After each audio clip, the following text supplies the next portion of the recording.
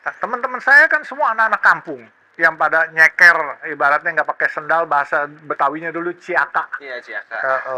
Kita nyeker main di rumahnya semua. Kita main gundu, kelereng, Iya. main gundu. Terus kita main tak ngumpet, main galasin, itu semua mainan-mainan kampung lah. Iya. Kalau sekarang anak-anak sekarang mungkin nggak kenal. Nah, pada waktu jam-jamnya sholat, orang tuanya manggil, sholat dulu gitu.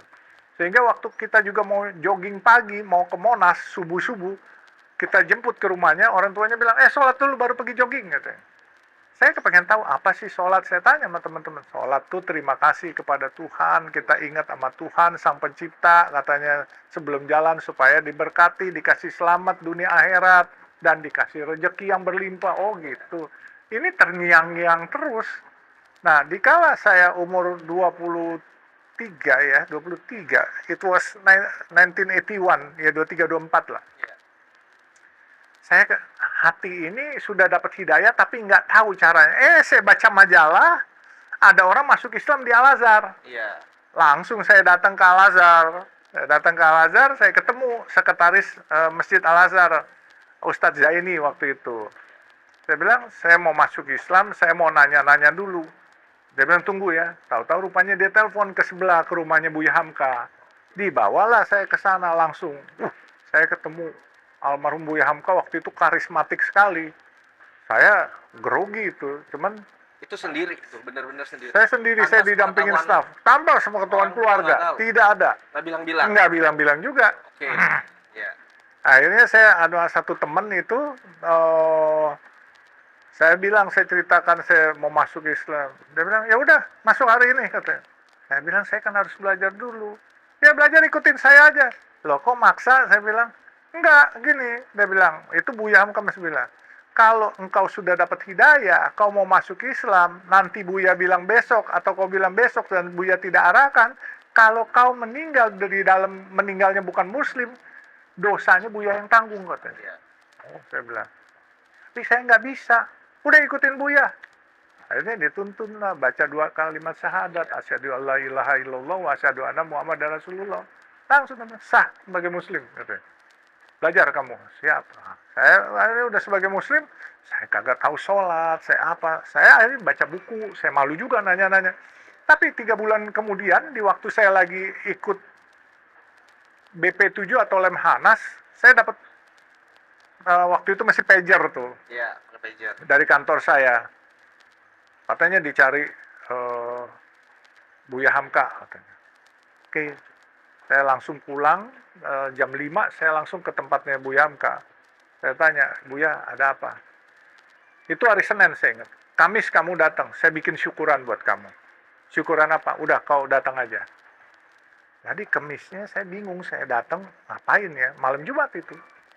Tahu-tahu di aula udah rame. Rupanya bikin syukuran. Beliau mengangkat saya sebagai anak ideologisnya. Itu saya luar biasa. Dan di hari itu beliau memberikan cincin, cincinnya masih ada, saya digrafir nama Profesor Dr. Hamka, dan diberi nama Hamka, nama saya diganti dari Alun Yosef menjadi Muhammad Yusuf Hamka. Itu orang tua udah tahu, Pak? Itu orang tua belum tahu, orang tua di Samarinda. Juga. Iya, tapi begitu udah itu, karena berita keluar di koran, nah tahu semuanya. Ngomel dong? Enggak, alhamdulillah enggak. Iya. Tapi dia masuk Islam, dia udah tahu dulu saya. Cuman waktu itu dia tahu, tapi dia nggak nanya karena orang tua saya kan di Samarinda. Iya. Orang tua kan guru ya, Pak ya. Iya, dosen. Bapak saya dosen, ibu saya guru SMA. Iya, iya. Gitu. Jadi saya nih anak guru. Iya. Nyasar ke jalan tol gitu. Nah, itu lalu Pak Hamka, Pak Yusuf sekarang udah punya anak 3 ya? 3. Itu, baru 3. Istri baru 1. Baru 1. Boleh 4 lebih boleh, Pak? Boleh sih 4, cuman masalahnya mau apa enggak. Oh gitu ya. Kalau soal tanya berani, pasti berani. Oh, berani. Tapi nuraninya tega apa enggak. Oh iya. Nah, Pak Yusuf kan benar-benar punya suatu kebijaksanaan dan suatu pola pandang yang luar biasa. Apa ini diturunkan ke anak-anak juga? Karena kalau yang kita tahu ya mungkin generasi pertama Pak Yusuf sukses. Biasanya di generasi kedua harta tuh hilang 70% dan di generasi ketiga bisa-bisa udah habis total. Nah, saya lihat kan anak-anak Pak Pak Yusuf, anak-anak semua juga maju-maju dan niat kerja, itu bagaimana sih cara mendidik anaknya bisa seperti itu? Iya, kita memang menanamkan kepada anak-anak, tapi memang tidak bisa dipaksa. Ada anak cuman bisa dihimbau, diberi contoh. Iya. Dihimbau, diberi contoh. Saya cuman bilang sama anak-anak saya ini bukan orang sekolah. Saya ini anak jalanan. Tapi Allah bisa kasih berkah, rezeki yang luar biasa. Kamu anak sekolah. Kamu harus bisa lebih dari saya. Kalau kamu nggak bisa lebih dari saya, sayang nantinya. Apa yang kita sudah achieve akan selesai. Seperti kamu bilang, bisa 70% hilang, bahkan bisa 100%. Saya banyak belajar.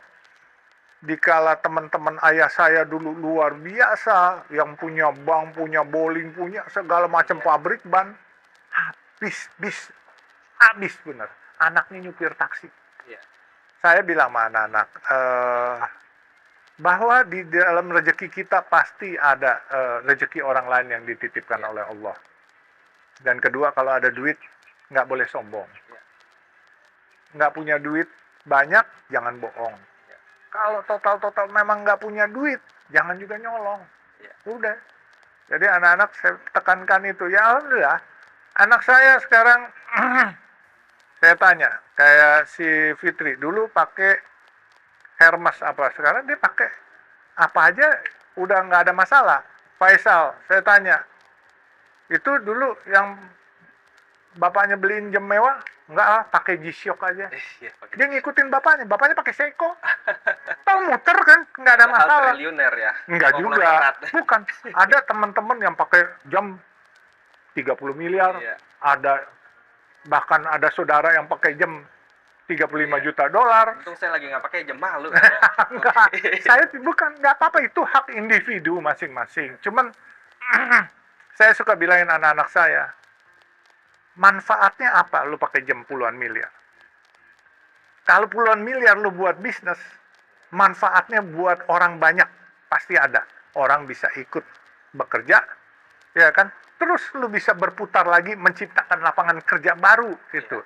Ya kayak Rudy kan, sekarang dengan prestis jalan, terus buka lapangan kerja, bikin di Tangerang, bikin tempat-tempat ini, bikin restoran atau apa. Ini kan memberikan lapangan pekerjaan. Selain tentunya kita harus untung. Kalau nggak untung bagaimana kita harus bayar gaji karyawan, bagaimana kita mau mengembangkan bisnis yang baru. Nah, kayak begitulah saya tanamkan.